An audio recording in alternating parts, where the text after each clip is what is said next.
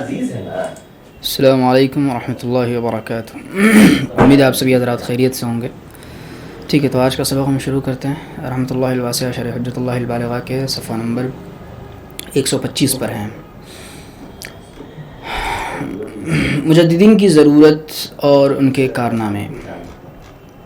حدیث حضرت صلی اللہ علیہ وسلم نے ارشاد فرمایا کہ یہ امت گمراہی پر اکٹھا نہیں ہوگی۔ ترمذی کی روایت میں ہے کہ اللہ تعالیٰ میری امت کو، یا فرمایا محمد کی امت کو، کسی گمراہی پر اکٹھا نہیں کریں گے، اور اللہ کا ہاتھ جماعت پر ہے، اور جو جماعت سے علیحدہ ہوا وہ جہنم میں جھونک دیا جائے گا۔ مستدرک حاکم میں ہے کہ سواد اعظم کی پیروی کرو، پس جو شخص علیحدہ ہوا وہ دوزخ میں جھونک دیا جائے گا۔ حدیث حضرت ابو ہریرہ رضی اللہ عنہ سے مروی ہے کہ حضرت صلی اللہ علیہ وسلم نے فرمایا بے شک اللہ عز و جل بھیجیں گے اس امت کے لیے ہر 100 سال کے سرے پر ایک شخص کو جو امت کے لیے اس کے دین کی تجدید کرے گا۔ اس حدیث کی شرح درج ذیل روایت کرتی ہے۔ حضرت صلی اللہ علیہ وسلم نے ارشاد فرمایا کہ اس علم کو لیں گے ہر آنے والی نسل کے نیک، ثقہ اور معتمد لوگ، وہ اس علم سے دور کریں گے حد سے بڑھنے والوں کی تحریف اور باطل پرستوں کا جھوٹ اور جاہلوں کی تعبیر۔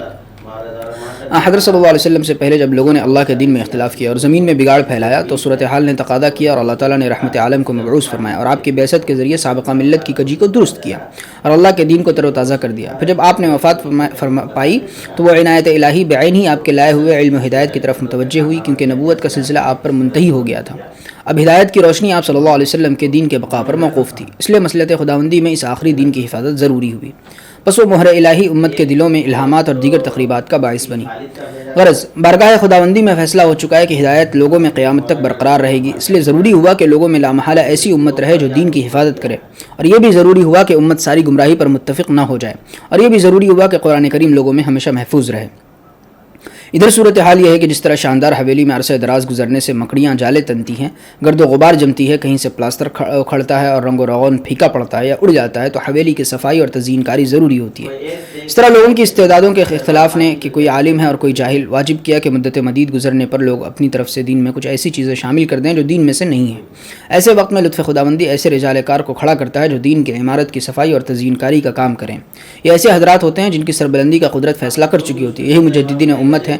یہ حضرات پہلے علم دین خوب محنت سے حاصل کرتے ہیں، پھر 3 قسم کے کام کرتے ہیں۔ پہلا کام غالی یعنی حد سے بڑھا ہوا شخص دین میں جو تحریف کرتا ہے، یہ حضرات اس کو دور کرتے ہیں۔ جیسے غالی شیعہ حضرت علی رضی اللہ عنہ کو خدا مانتے ہیں یا اماموں کو پیغمبر کا درجہ دیتے ہیں، مجددین ایسے امور کی اصلاح کرتے ہیں۔ غلط تشدد اور تعمق کی راہ سے جو خرابیاں دین میں در آتی ہیں ان کو یہ حضرات دور کرتے ہیں۔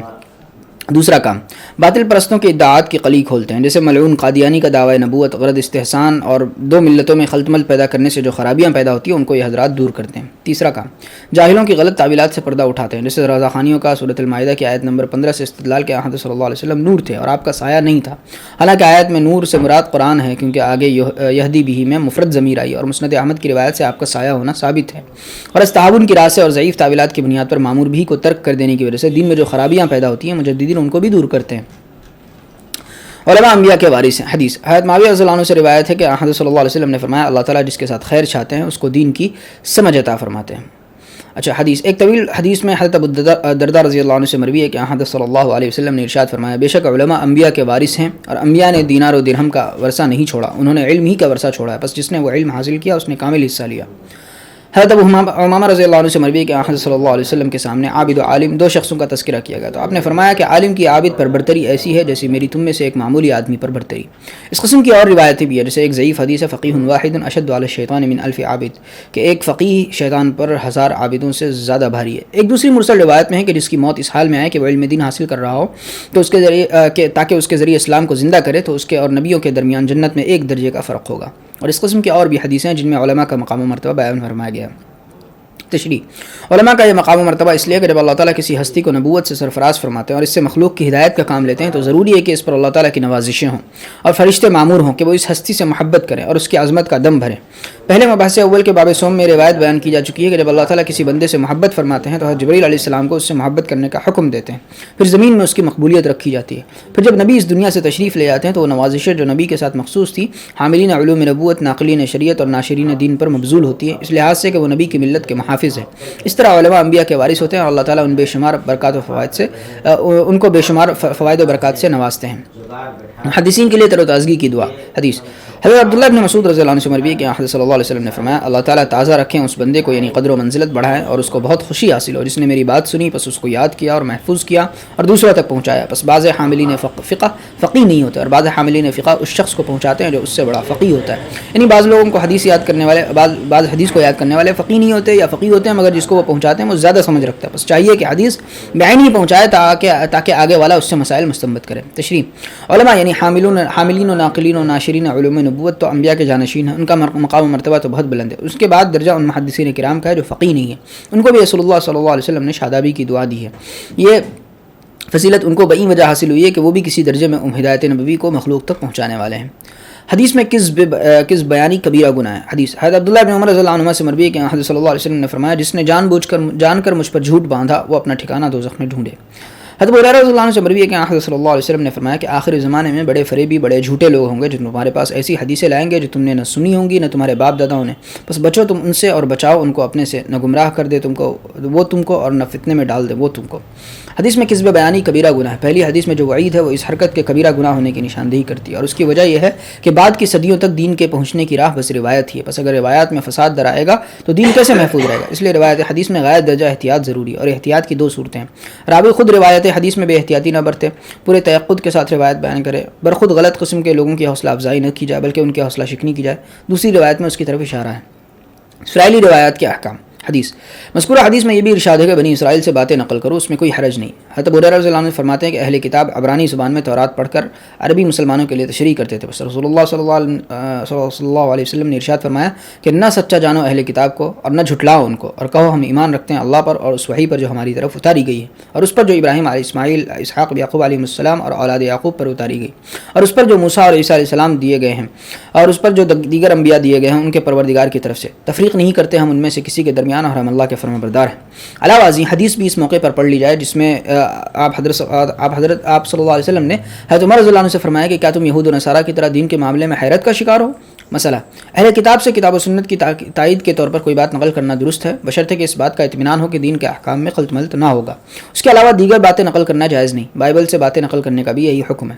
مسئلہ تفسیر اور تاریخ کی کتابوں میں جو اسرائیلیات ہیں ان میں سے بیشتر علماء اہل کتاب سے مروی ہیں. ان پر کسی حکم شرعی یا کسی اعتقاد کی بنیاد قائم کرنا جائز نہیں. نوٹ الفوظ الکبیر باب رابع کی فصل اول میں شاہ صاحب نے تفسیر میں اسرائیلی روایات نقل کرنے کو اسلام کے خلاف ایک سازش قرار دیا ہے جو دین میں در آئی ہے. دیکھیے الخیر الکثیر صفحہ نمبر 450. دنیوی اغراض کے لیے علم دین سیکھنا اور سکھانا حرام ہے. حدیث حضرت ابو ہریرہ رضی اللہ عنہ سے مروی ہے کہ حضرت صلی اللہ علیہ وسلم نے ارشاد فرمایا جس نے کوئی علم سیکھا ان علوم میں سے جن کے ذریعے اللہ کی رضا طلب کی جاتی ہے یعنی دینی علم نہیں سیکھتا ہے وہ اس کو مگر اس لیے کہ حاصل کرے اس کے ذریعے دنیا کا سامان تو وہ قیامت کے دن جنت کی مہک نہیں پائے گا یعنی اس کی بو تک نہیں سونگھ سکے گا. جنت میں جانا تو درکنار. تشریح دنیا کمانے کے لیے یعنی سرکاری عہدہ حاصل کرنے کے لیے قاضی یا شیخ الاسلام بننے کے لیے یا پیٹ پالنے کے لیے دینی علم حاصل کرنا حرام ہے. حدیث میں اسی کا تذکرہ ہے. اس طرح ایسے شخص کو جو علم دین کی تحصیل سے فاسد غرض رکھتا ہے دین کی تعلیم دینا بھی بچند وجوہ حرام ہے. پہلی وجہ ایسا شخص عام طور پر دین سیکھنے کے بعد دنیاوی اغراض کے لیے ضعیف تعویلات کے ذریعے دین میں تحریف کا مرتکب ہوتا ہے. بس ضروری ہے کہ اس کے ذریعے ہی کا سد باب کر دیا جائے. دوسری وجہ ایسے شخص کو دین کی تعلیم دینا قرآن و حدیث کا احترام ملحوظ نہ رکھنا اور ان کے بارے میں لاپرواہی برتنا ہے. سکھلانے کی حرمت کا اگرچہ حدیث میں صراحتاً تذکرہ نہیں ہے مگر اس کی حرمت بھی حدیث میں شامل ہے. بوجہ حاجت علم دین کو چھپانا حرام ہے. حضرت ابو ہریرہ رضی اللہ عنہ سے مروی ہے کہ حضرت صلی اللہ علیہ وسلم نے فرمایا کہ جس سے کوئی علمی دینی بات پوچھی گئی جس کو وہ جانتا ہے بس اس نے اس کو چھپایا یعنی نہیں بتایا تو وہ قیامت کے دن آگ کی لگام دیا جائے گا. تشریح حدیث شریف میں کتمان علم کی سزا آگ کی لگام بیان کی گئی ہے. دونوں باتوں کی وجہ درج ذیل ہے. پہلی بات ضرورت کے وقت علم دین کو چھپانا دو وجہ سے حرام ہے. پہلی وجہ یہ تہاون کا سرچشمہ یعنی اشاعت دین سے لاپرواہی ہے. ہر عالم دین کا فریضہ ہے کہ وہ تعلیم و تعلم کے ذریعے اشاعت دین کا اہتمام کرے ورنہ لوگ دین سیکھنے کا خیال ہی چھوڑ دیں گے کیونکہ کوئی دین سکھلانے والا ہی نہیں ہوگا. دوسری وجہ علم بیان کرنے سے محفوظ اور تازہ رہتا ہے. جو علم کو چھپاتا ہے وہ رفتہ رفتہ اس کو بھول جاتا ہے. کسی نے کہا کہ مال جمع رکھنے سے اور علم خرچ کرنے سے بڑھتا ہے اور جس طرح قرآن پاک کو بھول جانا بڑا وبال ہے احکام شریعہ کو بھول جانا بھی باعث خسران ہے. دوسری بات اخروی جزاؤں کے بارے میں ضابطہ یہ ہے کہ وہ جن سے عمل سے ہوتی ہیں یعنی عمل اور اس کی جزا میں مناسبت ہوتی ہے اور چونکہ اس شخص کا گناہ یہ ہے کہ اس نے حق کے اظہار سے زبان کو روکا ہے اس لیے سزا بھی اسی قبیل سے دی جائے گی. لگام دینا منہ بند کرنے کا پیکر محسوس ہے اس لیے آخرت میں کتمان علم کی یہ سزا تجویز کی گئی ہے. فرض کفایہ علوم اور ان کی تعین و تفصیل. حدیث حضرت عبداللہ ابن عمر رضی اللہ عنہ سے مروی ہے کہ حضرت صلی اللہ علیہ وسلم نے فرمایا کہ علم تین ہے آیت محکمہ یا سنت قائمہ یا فریضہ عادلہ اور جو علوم ان کے سوا ہیں وہ فضل ہیں زائد ہیں. تشریح اس حدیث میں علم دین کے اس درجے کا بیان نہیں ہے جو فرض عین ہے، اس کا بیان طلب العلم فریضۃ علی کل مسلم میں ہے۔ اس حدیث میں علم دین کے اس درجے کا بیان ہے جو فرض کفایہ ہے۔ لفظ فرض کفایہ کی تقدیر عبارت فرض بقدر کفایہ، یعنی اتنے لوگوں پر اس علم کا جاننا ضروری ہے جن سے امت کی ہر طرح کی دینی ضرورت پوری ہو جائے۔ فرض کفایہ کے درجے میں جو علوم ضروری ہیں وہ 3 ہیں۔ پہلا علم قرآن کریم کا تفصیلی علم، یعنی وہ علوم جو نظم قرآنی سے متعلق ہیں، جیسے نحو، صرف، لغت، اشتقاق اور تجوید وغیرہ کا جاننا۔ اس طرح قرآن کریم کی جو محکم آیات ہیں جن پر دین شریعت کا مدار ہے ان کو تفصیل سے جاننا۔ قرآن کریم کے مشکل کلمات کی وضاحت، آیات کا شان نزول، غامض باتوں کی توجیہ، یعنی ان کو اس طرح پیش کرنا کہ اذہان قبول کر لے اور کوئی اشکال باقی نہ رہے، اور ناسخ و منسوخ آیات کو جاننا فرض کفایہ ہے۔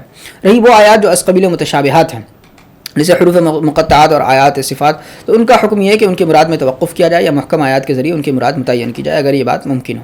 دوسرا علم سنت قائمہ، یعنی معمول بہا احادیث کا علم، یعنی ان روایات کو جاننا بھی فرض کفایہ کے درجے میں ضروری ہے جو احکام شریعہ یا آداب اسلامی سے متعلق ہے، ہاں ان کا تعلق عبادات سے ہو یا معیشت کی مفید تدبیروں سے، جس کا تفصیلی بیان علم فقہ میں ہے۔ اور قائم یعنی برقرار کا مطلب یہ ہے کہ وہ روایات نہ تو منسوخ ہو، نہ متروک ہو، نہ شاذ اور صحابہ و تابعین میں عام طور پر معمول بہا رہی ہوں۔ ان میں اعلیٰ درجے کی روایات وہ ہیں جو فقہائے مدینہ اور فقہائے کوفہ کے درمیان متفق علیہ، اور اس کی علامت یہ ہے کہ ان مسائل پر چاروں فقہی مکاتب فکر متفق ہوں۔ اور اس کے بعد درجہ ان روایات کا جن میں صحابہ کرام میں اختلاف رائے پایا جاتا ہے، ان کے 2 یا 3 قول ہے اور ہر قول پر کسی نہ کسی فقیہ کا عمل رہا ہے، اور اس کی علامت یہ ہے کہ وہ روایات موطا امام مالک میں، مصنف عبدالرزاق جیسی کتابوں میں موجود ہو۔ اس زمانے تک جو روایتیں مخفی رہیں اور بعد کی کتابوں میں جن میں رتبہ یابس جمع کیا گیا لی گئیں ان کا اعتبار نہیں۔ یہی 2 قسم کی روایتیں سنت قائمہ ہیں۔ ان کے علاوہ جو باتیں کتب حدیث میں ہیں وہ بعض فقہائے متقدمین کے آراء ہیں جو کسی حدیث کی تفسیر میں یا اس پر تفریح کرتے ہوئے یا کسی روایت سے استدلال کرتے ہوئے یا استنباط کے طور پر وجود میں آئی ہیں، وہ باتیں سنت قائمہ میں شامل نہیں۔ تیسرا علم فریضہ عادلہ کا علم، فریضے کے معنی ہے متعین کردہ بات، باب فرض الامر کے معنی ہے متعین کرنا۔ شاہ صاحب فرماتے ہیں کہ فریضہ عادلہ سے مراد علم میراث میں ذوی الفروض کے حصص ہیں، نیز قضاء و عدالت کے وہ مسائل بھی فریضہ عادلہ میں شامل ہیں جن کے ذریعے مسلمانوں کے باہمی جھگڑوں کا تصفیہ کیا جاتا ہے، فیصلہ کیا، مطلب ان کا سلجھاؤ کیا جاتا ہے۔ اور راقم کے خیال میں معاملات کے سارے ہی مسائل فریضہ عادلہ کا مصداق ہیں، ان کی خصوصی اہمیت کی وجہ سے ان کو علیحدہ ذکر کیا گیا ہے، اور فریضے کے ساتھ عادلہ کی قید یہ واضح کرنے کے لیے بڑھائی گئی ہے کہ معاملاتی مسائل کو بروئے کار لایا جائے تو معاشرہ عدل و انصاف کا گہوارہ بن جائے گا۔ غرض یہ 3 علوم فرض کفایہ کسی بھی شہر کا ان علوم کے جاننے والے سے خالی ہونا حرام ہے، کیونکہ دین کا دار و مدار انہی علوم پر ہے، اور ان کے ماں سوا دیگر علوم فضل مزید ہے، فضل اور مزید ہے، بشرطے کہ شرعاً ان کی تحصیل جائز ہو۔ فضل کے معنی فضول نہیں جیسا کہ بعض لوگ کم علمی سے ایسا خیال کرتے ہیں۔ دین کو چیستہ بنا کر پیش نہ کیا جائے۔ حضرت معاویہ رضی اللہ عنہ سے مروی ہے کہ نبی صلی اللہ علیہ وسلم نے اغلوطات یعنی مبہم باتوں سے منع فرمایا ہے۔ تشریح اغلوطات وہ مبہم مسائل ہیں جن سے آدمی غلطی میں پڑ جائے اور ان کے ذریعے لوگوں کا امتحان لیا جائے۔ اردو میں ایسی باتیں چیستہ کہلاتی ہے، اور دینی باتوں کو چیستہ بنا کر بیان کرنا چند وجوہ کی وجہ سے ممنوع ہے۔ پہلی وجہ مغالطہ دینے سے مسئول عنہ کو جس سے سوال مسئول عنہ کو تکلیف پہنچتی ہے، اور مسلم کی اظہار ثانی حرام ہے، اور اگر مخاطب سے جواب نہ بن پڑا تو وہ رسوا بھی ہوگا، یہ بھی اظہار ثانی ہے۔ اس انداز بیان میں خود پسندی اور اپنی بڑائی کا اظہار بھی ہے جو شرع میں پسندیدہ عمل نہیں۔ دوسری وجہ یہ انداز بیان دین میں تعمق کا دروازہ کھولتا ہے۔ تعمق کی تفصیل مبحث سادس کے باب 18 میں گزر چکی ہے۔ دین فہمی کا صحیح طریقہ وہی ہے جو صحابہ اور تابعین کا تھا۔ ان کا طریقہ یہ تھا کہ احادیث سے بظاہر جو کچھ سمجھ میں آتا ہے اس پر توقف کیا جائے، یا زیادہ سے زیادہ جو بات بمنزل ظاہر ہو اس کو لیا جائے۔ جو باتیں ایما مفہوم مخالف یا اقتضاء النص یا فحوا یعنی مفہوم موافق یعنی دلالت النص سے سمجھی جاتی ہیں وہ بمنزل ظاہر کے۔ ان تینوں کی تفصیلی مبحث سابق کے باب 5 میں گزر چکی ہے، اس سے زیادہ گہرائی میں نہیں اترنا چاہیے۔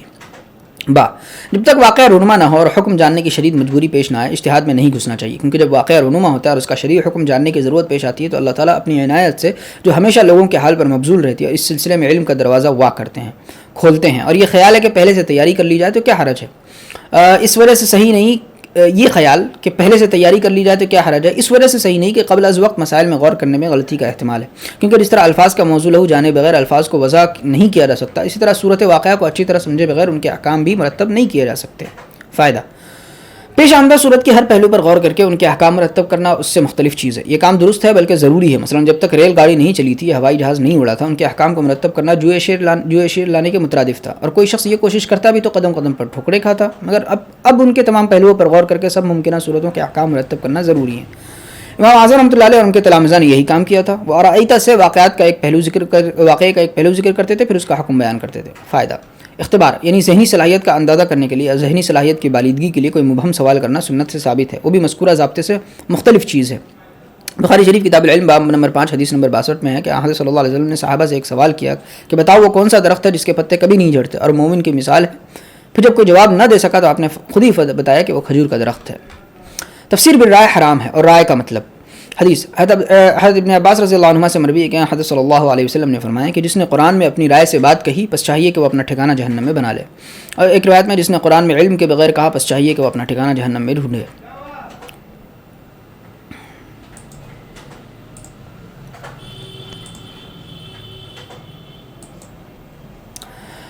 حدیث حضرت جندب رضی اللہ عنہ سے مروی ہے کہ حضرت صلی اللہ علیہ وسلم نے فرمایا جس نے قرآن میں اپنی رائے سے کہا پس اس نے درست کہا تو بھی یقیناً اس نے خطا کی۔ تشریح: پہلی حدیث میں جو وعید ہے اس کی پیش نظر رائے سے تفسیر کرنا حرام اور گناہ کبیرہ ہے۔ تفسیر کرنے کے لیے سب سے پہلے عربی زبان کا کما حق و علم ضروری ہے، نیز احادیث مرفوعہ اور صحابہ و تابعین کے آثار کا علم بھی ضروری ہے، خواہ ان کا تعلق مشکل الفاظ کی وضاحت سے ہو یا شان نزول سے یا ناسخ و منسوخ سے، کیونکہ ان باتوں کے بغیر جو بھی شخص تفسیر کرے گا وہ اپنی سمجھ سے کرے گا، اور قرآن کریم کی تفسیر میں خودرائے حرام ہے۔ شاہ صاحب کی بات پوری ہوئی۔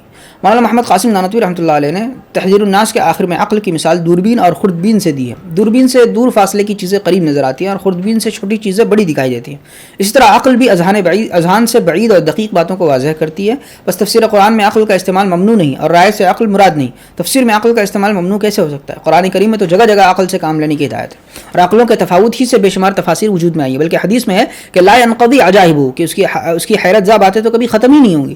اس سے تو تفسیر میں عقل کا زیادہ سے زیادہ استعمال مستحسن ثابت ہوتا ہے۔ البتہ قرآن کریم میں عقل کا استعمال بس اسی درجے تک ہونا چاہیے کہ جو باتیں عام فہم نہ ہوں ان کو عقل کی مدد سے عام فہم بنایا جائے، اور جو مضامین دقیق پیچیدہ ہوں ان کی وضاحت کی جائے۔ مگر کبھی ایسا ہوتا ہے کہ دوربین اور خوردبین پر رنگین گلاس چڑھا ہوا ہوتا ہے، ایسے آلے سے جب کوئی چیز دیکھی جائے گا تو علاوہ نزدیک اور جلی ہونے کے رنگین بھی نظر آئے گی، مگر ظاہر ہے کہ یہ رنگ نظر آنے والی چیز کا وصف نہیں ہے بلکہ اس کا ایک عارض ہے۔ یہ تفسیر بالرائے کی مثال ہے، یعنی قرآن کریم کی کسی آیت میں درجہ اجمال میں جو مضامین ملحوظ ہوں ان کو عقل کی مدد سے واضح کرنا تو درست ہے، مگر اس پر کوئی ایسا رنگ چڑھانا جو محض مفسر کی عقل کے اثر سے ہو یہ جائز نہیں۔ مثلا قرآن کریم میں کوئی ضابطہ کلیہ بیان کیا گیا تو جو اس کی واقعی جزیات ہیں ان کی وضاحت کرنا تفسیر بالرائے نہیں ہے، البتہ کسی ایسی جزئی کو جو اس قاعدے کا فرد نہیں ہے مگر اس کی جزیات کے مشابہ ہے تفسیر کرتے ہوئے اس کو اس قاعدے کا فرد قرار دینا یہ تفسیر بالرائے اور درست نہیں۔ جیسے انسان کی ماہیت حیوان ناطق ہے جس کے اربوں خربوں جزیات ہیں مگر بن مانس اس کی جزئی نہیں ہے بلکہ وہ حیوانات کی ایک مستقل نوع ہے۔ اب اگر کوئی شخص اس کو انسان کا فرد قرار دے اور حیوان ناطق کی جزیات میں اس کو شمار کرے تو یہ حیوان ناطق کی تفسیر بالرائے ہے۔ حضرت نانوتوی رحمۃ اللہ علیہ کے بعد وضاحت کے ساتھ پوری ہوئی۔ حراقین کے خیال میں حدیث میں جس رائے کا تذکرہ ہے اس سے مراد نظریہ بھی ہو سکتا ہے، یعنی پہلے سے ایک نظریہ قائم کرنا پھر قرآن کو توڑ مڑوڑ کر اس کے مطابق تفسیر بنانا تفسیر بالرائے ہے۔ جیسے ایک صاحب نے حکومت الہیہ کے قیام کو جو اسلام کا ایک شعبہ یعنی شاخ تھے اسلام کی اصل بنا دیا اور اس کو تعلیمات اسلام کا قطب الرحا یعنی چکی کے بیچ کا کیلا قرار دیا۔ پھر جب قرآن سے یہ بات بے تکلف ثابت ہوتی نظر نہ آئی تو قرآن کی 4 بنیادی اصطلاحیں وضع کی اور ان میں اقتدار اعلیٰ کا مفہوم شامل کیا تھا کہ قرآن پاک سے مطلب نکالا جا سکے۔ یہ بھی تفسیر بالرائے ہے اور ایسا کرنا حرام ہے۔ اگر اتفاقاً کسی نے کوئی صحیح نظریہ قائم کیا اور اس کو قرآن سے ثابت کیا تو بھی یہ حرکت نادرست ہے۔ دوسری حدیث میں اسی کا بیان ہے، کیونکہ جب ایسا کرنے کی عادت پڑ جائے گی تو معلوم نہیں کہ وہ کہاں ٹھوکر کھائے گا۔ تفسیر کرنے کا صحیح طریقہ یہ ہے کہ تفسیر کرنے کے لیے جو علوم ضروری ہیں پہلے ان کو حاصل کیا جائے، پھر روایات کی روشنی میں جو بات قرآن کریم سے مفہوم ہوتی ہے اس کو رائے اور نظریہ بنایا جائے، اور قرآن کے کسی اجمال کی وضاحت میں کوئی ایسی بات نہ بڑھائی جائے جو درجہ اجمال میں ملحوظ نہ ہو، ورنہ ثواب ندارت گناہ لازم ہوگا۔ قرآن کریم میں جھگڑا کفر ہے اور جھگڑا کرنے کا مطلب حدیث حضرت ابو ہریرہ رضی اللہ عنہ سے مروی ہے کہ حضرت صلی اللہ علیہ وسلم نے فرمایا کہ قرآن میں جھگڑا کرنا کفر ہے۔ تشریح: اس میں اشکال یہ ہے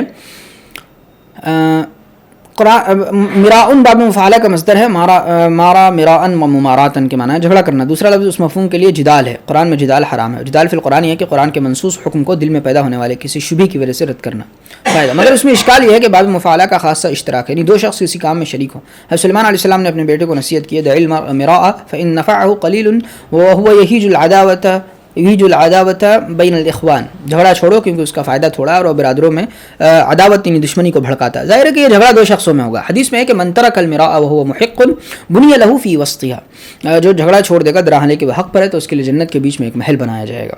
یہ جھگڑا بھی ظاہر ہے کہ 2 دشمنوں کے درمیان ہوگا۔ بس عمرہ کی جو صورت شاہ صاحب نے بیان کی وہ محل نظر ہے۔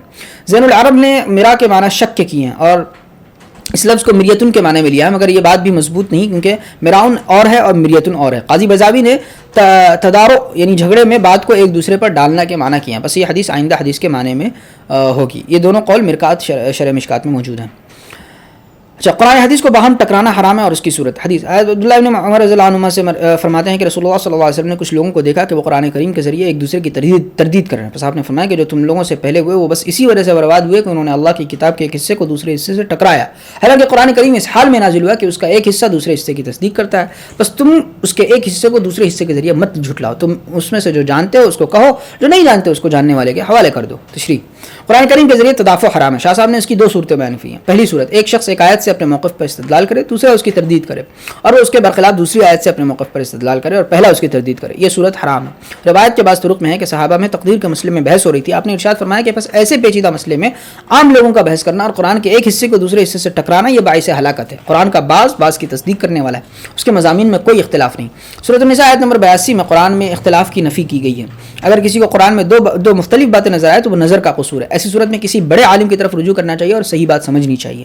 دوسری صورت، کوئی شخص ائمہ مجتہدین میں سے کسی امام کے قول کی تائید میں قرآن سے یا حدیث سے استدلال کرے، دوسرا اس کی تردید کرے، اور دوسرا اپنے امام کے مذہب کی تائید میں استدلال کرے اور پہلا اس کی تردید کرے، اور دونوں کا مقصد مناظرہ ہو، صرف اپنے امام کے قول کو ثابت کرنا پیش نظر ہو، ان کا پختہ عزم درست بات کو واضح کرنے کا نہ ہو، تو یہ بھی قرآن یا حدیث کے ذریعے تدافع ہے اور حرام ہے.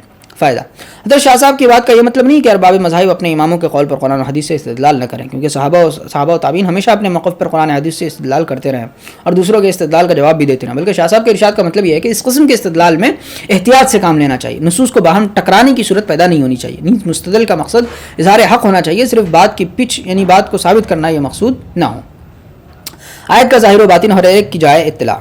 حدیث: حضرت عبداللہ ابن مسعود رضی اللہ عنہ سے مروی کہ احمد صلی اللہ علیہ وسلم نے فرمایا کہ قرآن 7 حروف پر نازل کیا گیا اور ان میں سے ہر آیت کا ایک ظاہر اور ایک باطن ہے. اور ایک روایت میں یہ اضافہ ہے کہ ہر حرف کی ایک حد ہے، یعنی ظاہر و باطن کے دائرے الگ الگ ہیں اور ہر حد کی ایک جائے اطلاع ہے. تشریح: قرآن کریم میں بکثرت بیان ہونے والے مضامین 5 ہیں. اللہ کی صفات اور ان کی قدرت کی نشانیوں کا بیان، احکام شرعیہ کا بیان، انبیاء کے واقعات، آیات مقاسمہ جن میں یہود و نصارہ اور مشرکین و منافقین کے مذمومات اور ان کی سخافت سے بحث کی گئی ہے، تذکیر کے مضامین یعنی جنت اور جہنم وغیرہ کا تذکرہ کر کے نصیحت کرنا. تو قرآن کریم کے مرکزی مضامین یہی 5 علوم ہیں. ان کی کچھ تفصیل مبحث اول کے 7ویں باب میں گزر چکی ہے اور ان کا مفصل بیان حضرت کی دوسری کتاب الفوز الکبیر میں ہے. یہاں آپ نے یہ مضمون نہایت مختصر لکھا ہے. علوم خمسہ سے متعلق تمام آیات کا ظاہر ان مضامین کو اچھی طرح سمجھ لینا ہے جن کے لیے کلام لایا گیا، یعنی عبارت النص و مفہوم مدلول جن پر آیات صراحتاً دلالت کرتی ہے وہ ان آیات کا ظاہر ہے. اور باطن 5 قسم کی آیات کا الگ الگ ہے جو درج ذیل ہے. آیات صفات کا باطن اللہ تعالیٰ کی نعمتوں میں غور کرنا اور ان کو ہمیشہ پیش نظر رکھنا ہے. آیات احکام کا باطن احکام کا استنباط ہے، خواہ استنباط ایما یعنی مفہوم مخالف سے ہو، یا اشارت النص سے ہو، یا فحوا یعنی مفہوم موافق دلالت النص سے ہو، یا اقتضاء النص سے ہو. استنباط کے ان چاروں طریقوں کی وضاحت مبحث سابق کے باب 5 میں ہے. استنباط کی ایک مثال، خلافت عثمانی میں یہ واقعہ پیش آیا کہ ایک عورت نے نکاح سے 6 ماہ بعد بچہ جنا. شوہر نے حضرت عثمان رضی اللہ عنہ کو اس کی اطلاع دی. آپ نے عورت کو سنسار کرنے کا حکم دیا. حضرت علی رضی اللہ عنہ کو اس کی اطلاع ہوئی. آپ حضرت عثمان کے پاس گئے اور فرمایا کہ آپ نے یہ کیا کیا؟ حضرت عثمان نے فرمایا کہ اس نے 6 ماہ میں بچہ جنا ہے، کیا یہ بات ممکن ہے؟ حضرت علی رضی اللہ عنہ نے فرمایا کہ ہاں یہ بات ممکن ہے اور قرآن کریم سے ثابت ہے. سورۃ الاحقاف کی آیت نمبر 15 میں ہے کہ بچے کو پیٹ میں رکھنا اور دودھ چھڑانا 3 مہینے میں ہوتا ہے، 30 مہینے میں پورا ہوتا ہے. اور سورہ لقمان آیت نمبر 14 میں ہے کہ 2 برس میں اس کا دودھ چھوٹتا ہے. سورۃ البقرہ آیت نمبر 233 میں ہے اور مائیں اپنے بچوں کو 2 سال کامل دودھ پلایا کریں. اور آخری 2 آیتوں سے ثابت ہوا کہ مدت رضاعت 2 سال ہے، پس مدت حمل کے لیے 6 ماہ بچے، یہی اقل مدت حمل ہے، پس 6 ماہ میں ولادت ہو سکتی ہے. حضرت عثمان رضی اللہ عنہ نے فرمایا یہ بات تو میری سمجھ میں آئی ہی نہیں، اس عورت کو واپس لاؤ، مگر وہ سنسار کی جا چکی تھی. علامہ ابن کثیر رحمۃ اللہ علیہ نے سورۃ الاحقاف کی تفسیر میں یہ استدلال ذکر کر کے فرمایا کہ وہ استنباط قوی صحیح ووافقه علیہ عثمان و جماعت من الصحابہ، کہ یہ مضبوط اور درست استنباط ہے. حضرت عثمان اور صحابہ کی ایک جماعت نے حضرت علی کی ہمنوائی کی ہے. احناف کے یہاں بھی فتویٰ اسی پر ہے کہ مدت رضاعت 2 ہی سال ہے اور 6 ماہ کم سے کم مدت حمل ہے. غرض اس قسم کے استنباطات آیات احکام کا باطن ہے. فائدہ: سورۃ الاحقاف کی آیت میں اکثر مدت رضاعت اور اقل مدت حمل کو اس لیے جمع کیا گیا کہ کم سے کم مدت رضاعت اول تو متعین نہیں، ماں کسی وجہ سے مطلق دودھ نہ پلائے، یہ بھی درست ہے. ثانیاً اس سے احکام بھی متعلق نہیں ہے اور اکثر مدت رضاعت متعین بھی ہے اور اس سے احکام بھی متعلق ہے، اس لیے اس کو لیا گیا. اس طرح زیادہ سے زیادہ مدت حمل اول تو قطعی طور پر متعین نہیں، ثانیاً اس سے بھی احکام متعلق نہیں، اس لیے اکثر مدت حمل کا بیان ضروری نہیں، اور اقل مدت حمل متعین بھی ہے اور اس سے ثبوت نسب وغیرہ احکام بھی متعلق ہیں، اس لیے اس کو لیا گیا اور دونوں کو ملا کر 30 مہینے بیان کیے گئے. آیت قصص کا باطن: انبیاء اور ان کی قوموں کے واقعات میں غور کرنا کہ انبیاء اور مومنین جو انعامات سے نوازے گئے اور ان کی مدح و ستائش کی گئی تو اس کی وجہ کیا ہے، اور مخالفین کو جو سزائیں دی گئی اور ان کی قباحت و شناعت بیان کی گئی تو اس کی بنیاد کیا ہے. یہی باتیں جاننا قصص القرآن کا باطن ہے. آیات مخاصمہ کا باطن، فرق اربع کی گمراہیوں کی بنیاد پہچاننا اور ان جیسی گمراہیوں کو ان کے ساتھ ملانا ہے، یعنی یہود و نصارہ اور مشرکین و منافقین کی ضلالت کی جڑ جاننا اور ان کی جن گمراہیوں کا تذکرہ نہیں کیا گیا ان کے جوابات نکالنا، یہ آیات جدل کا باطن ہے۔ مثلا تناسخ، آواگمن کا تذکرہ قرآن کریم میں صراحتاً نہیں ہے۔ حنوت کا یہ نظریہ غلط کیوں ہے؟ اس کی وجہ آیات مخاصمہ میں غور کرنے سے معلوم ہوتی ہے، یہی ان آیات کا باطن ہے۔ آیات مخاصمہ کے باطن کا تذکرہ مختصر نویسی کی نظر ہو گیا، ہم نے الفوز الکبیر باب رابع فصل سوم سے بڑھایا ہے۔ اچھا، آیات تذکیر کا باطن یہ ہے کہ آیات تذکیر کے مضامین سے دل و دماغ متاثر ہوں، دل پسیجے اور قلب میں خوف و رجا کی کیفیت پیدا ہو، تاکہ بندے میں شکر گزاری کا جذبہ ابھرے اور وہ اطاعت خداوندی میں مضبوط ہو جائے۔ ہر حد کی جائے اطلاع، ظاہر کی جائے اطلاع عربی زبان کی کم حق و معرفت اور ان روایات کو پہچاننا ہے جن کا فن تفسیر سے تعلق ہے، اور باطن کی جائے اطلاع ذہن کا رسا اور فہم کا درست ہونا ہے، ساتھ ہی دل کا نور ایمان سے روشن اور پرسکون ہونا ہے، یعنی جس کا ذہن عمدہ فہم درست اور دل ایمان و اعمال صالحہ کی روشنی سے منور ہوگا، وہ بطن قرآن کو سمجھ سکے گا، اور جس میں یہ خوبیاں نہیں ہیں اس کے لیے بطن قرآن کا سمجھنا دشوار ہے۔ شاہ صاحب نے یہ مضمون بھی یہاں بہت مختصر لکھا ہے، ہم نے الفوز الکبیر سے یہ مضمون بڑھایا ہے۔ چلیے آج ہم یہیں تک رہنے دیتے ہیں، اس کے بعد ہم اگلی کتاب کی طرف بڑھتے ہیں، بزنس اسٹڈیز، کاروباری مطالعہ، جس کے صفحہ نمبر 241 پر ہیں، تن پر مبنی سوالات۔ ٹھیک ہے، آپ نے کیا کیا سیکھا، یہ اس کا خلاصہ ہے پچھلے صفحات کا۔ وہ کاروباری اکائیاں جن کی ملکیت، انتظام اور کنٹرول مرکزی، ریاستی یا مقامی حکومت کا ہوتا ہے، انہیں سرکاری شعبہ کاروبار یا سرکاری کاروباری ادارے کے طور پر جانا جاتا ہے۔ انہیں عوامی شعبہ انڈرٹیکنگ کے طور پر بھی جانا جاتا ہے۔ سرکاری کاروبار کی خصوصیت: حکومت کی ملکیت اور حکومت کے زیر انتظام اور وزیر اختیار، حکومت کے ذریعے فنڈ فراہم، بہبود رخی، عوامی افادیت سے متعلق خدمات پر ارتکاز، پارلیمنٹ کے تئیں جواب دہ، سرکاری رسم و ضوابط کی تعمیل۔ عوامی شعبہ کاروبار کے لیے 3 مختلف اقسام کی تنظیم کا استعمال کیا جاتا ہے: شعبہ جاتی کاروباری ادارے، قانونی یا پبلک کارپوریشن، سرکاری کمپنی۔ شعبہ جاتی کاروباری اداروں کی تنظیم، اس میں انتظام اور مالیات کی فراہمی حکومت کے ذریعے کی جاتی ہے۔ یہ حکومت کا ایک حصہ ہے اور کسی دوسرے سرکاری شعبے کی طرح ہی اس کا انتظام کیا جاتا ہے۔ اس کی مالیات فراہمی حکومتی فنڈوں کے ذریعے کی جاتی ہے۔ یہ بجٹ حسابی اور آڈٹ کنٹرول پر مبنی ہے، لہذا فنڈوں کے ناجائز استعمال کا امکان کم سے کم ہوتا ہے۔ یہ حکومت کے سماجی اور معاشی مقاصد کی تکمیل کرتا ہے اور یہ مقننہ کے تئیں جواب دہ ہے۔ یہ مخصوص معاشی سرگرمیوں پر کنٹرول کرنے میں حکومت کی مدد کرتا ہے۔ شعبہ جاتی کاروباری اداروں کے بے روک ٹوک کام کاج کے حدود کا سامنا کرنا پڑتا ہے۔ پارلیمانی کنٹرول، لچک کی کمی، غیر مؤثر کام کاج شعبہ جاتی کاروباری اداروں کے دیگر حدود ہیں۔